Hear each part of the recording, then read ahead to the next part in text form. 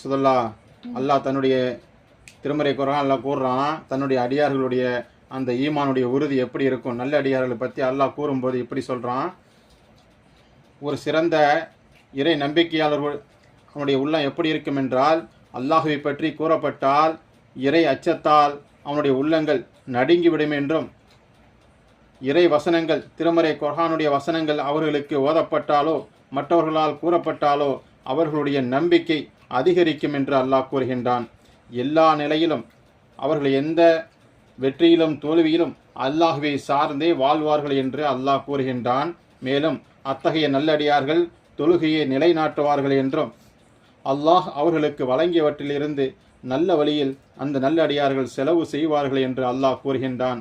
ஒரு இறை நம்பிக்கையாளனுடைய உள்ளங்கள் எப்படி இருக்கும் என்றால், அல்லாஹுவை பற்றி கூறப்பட்டால் அவனுடைய உள்ளங்கள் நடுங்கிவிடும் இறை அச்சத்தால் என்று